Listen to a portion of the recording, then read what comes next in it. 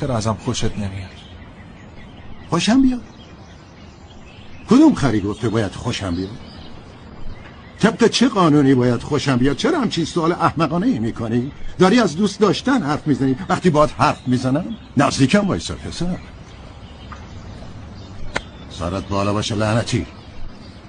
ازت یه چیزی پرسیدم. طبق چه قانونی باید ازت خوشم بیاد؟ هیچ. تو مگه هر روز غذا نمیخوری؟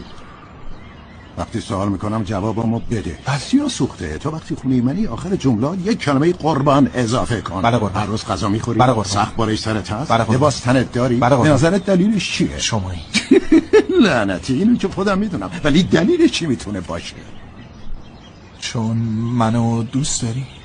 چون دوست دارم. هر روز صبح میرم بیرون با اون مخملای عوضی سر و کله میزنم چون دوست دارم. تو احمق ترین آدمی هستی که تا حالا دیدم. من وظیفمه، مسئولیت رو دوشمه. یه مرد باید از خانواده‌اش مراقبت کنه. تو خونم داری زندگی میکنی، شکمت با پول من سیر میشه، رو تختی که من خریدم میخوابی چون پسرمی. نه به خاطر این که ازت خوشم میاد، به خاطر این که وظیفم مراقبت از توه پسر. بذار قبل از اینکه خیلی دیر بشه یه چیزی رو برات روشن کنم.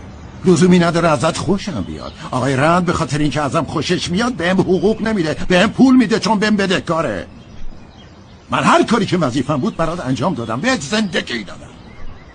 توافق من و مادرت به دنیا آوردنت بود، نه دوست داشتنت. حالا به زندگیت برس و نگران این نباش که کسی ازت خوشش میاد یا نه. فقط مطمئن شو که برات کار انجام میدن پسر. میفهمی چی دارم بهت میگم؟ بله قربان. پس از جلوی چشمم گم شو و به کار تو فروشگاه A&P بچسب.